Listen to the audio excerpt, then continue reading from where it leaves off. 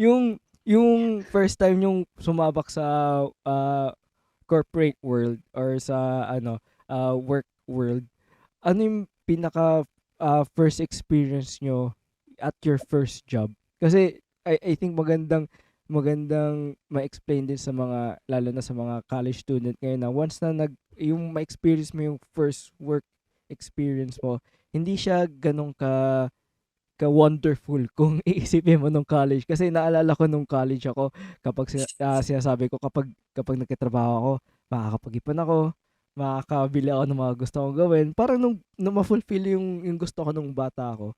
Sa inyo po, paano yung experience nyo nun? Yung first job nyo? First job ko is sa bank. Tapos kasi yun yung, inline dun sa course na kinuha ko, financial management. So nung nasa bank na ako,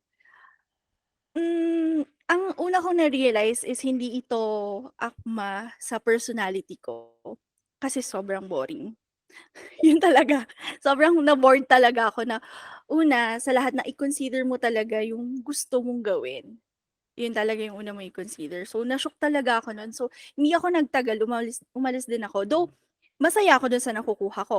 Money-wise, yung salary-wise, okay ako, masaya ako kasi, uy, may pera na ako, nakakakuha na ako ng monthly. Pero yung talagang everyday na gagawin mo, dun talaga ako na problema. So, yun ang una mo i-consider kung ano talaga yung magpapasaya sa'yo, yun yung gawin mo. Ayun. Tapos, um, hindi ako agad nagkaroon ng work after nun, eh, kasi talagang na-shook talaga ako na, "Ay, ito na pala yung gagawin ko for the rest of my life." Parang Kailangan Kailangan ko na bang ayoko. magtrabaho? Oo. At saka yung environment nga na parang yung mga tao din kasi dun, alam niyo naman na yun, hindi naman na yun ano, hindi naman alam niyo naman na sa bangko, hindi naman nagchichika-chika, wala namang ano, 'di ba, masyadong formal. So, hindi talaga Ay, yun para sa akin, oo. Pero nung sa second job ko naman medyo nag-enjoy ako kasi may interaction ako sa madaming tao, gano'n, gano'n. So, yun talaga, kailangan mong humanap ng trabaho na akma sa personality mo.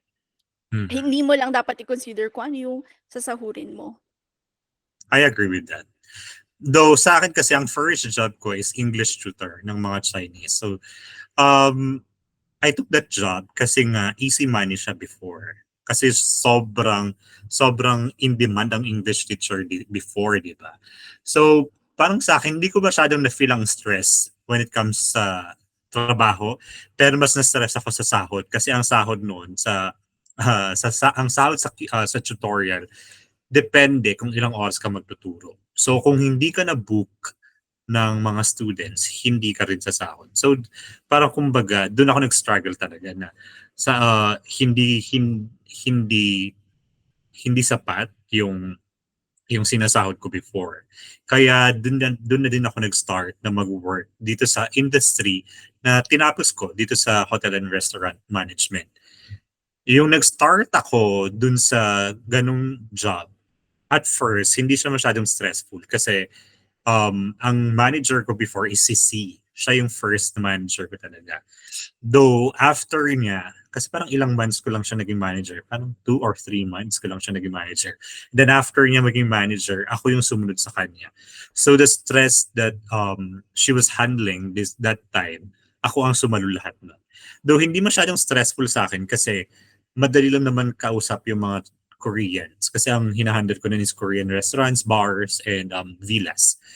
And yun, hindi siya masyadong stressful sa akin kasi ang ginagawa ko lang talaga more on paperworks.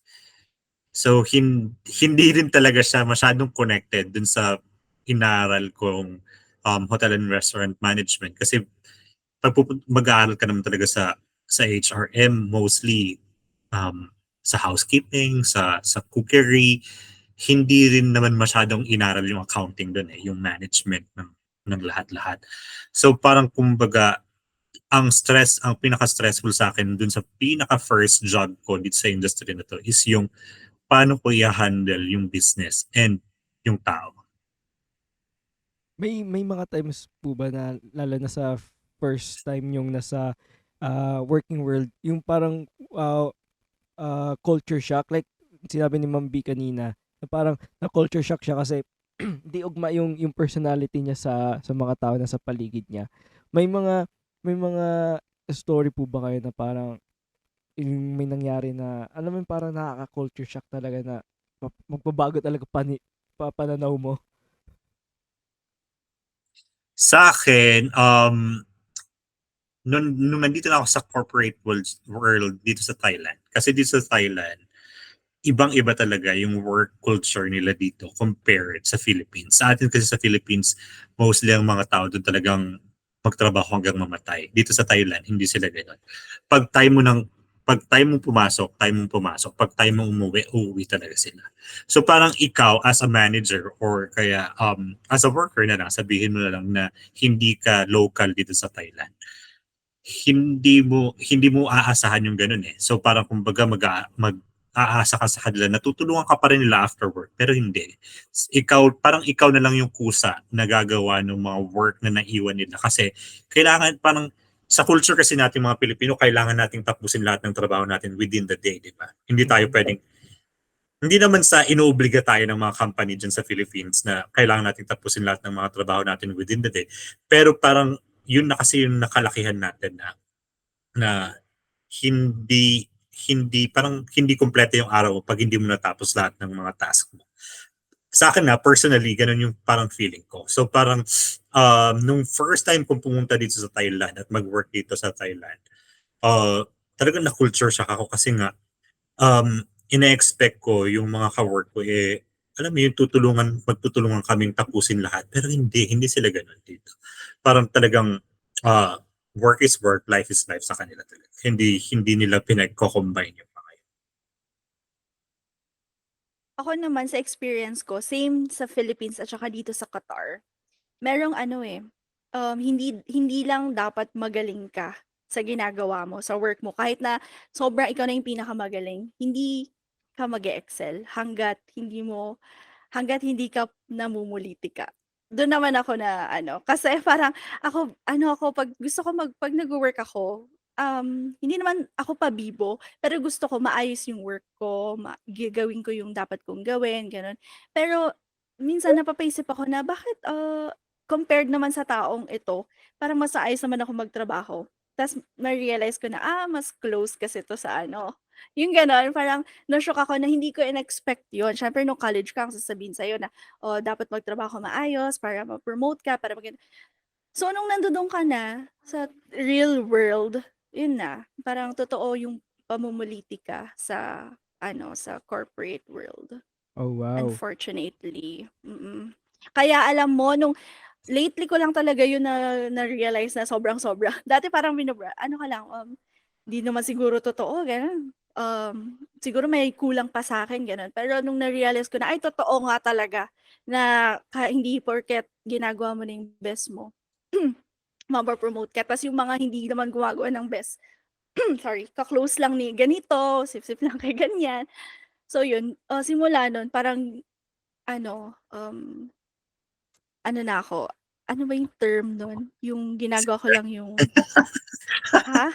Sip-sip ka Hindi na. yung hindi. Actually, charot lang. Gusto ko nga, eh. Hindi, ano na ako, yung bare minimum, gano'n na ako ano, kumilos ngayon. Hindi ko na masyadong ginagaling. Though, hindi ko naman sinasabi na yung mga siguro nasa experience ko lang sa mga company ko lang na ano, gano'n. Yun lang. Uh, Experience ko lang po. you can catch the entire episode exclusively on YouTube. It's youtube.com at The Nick Berliano Show. It's youtube.com at The Nick Berliano Show.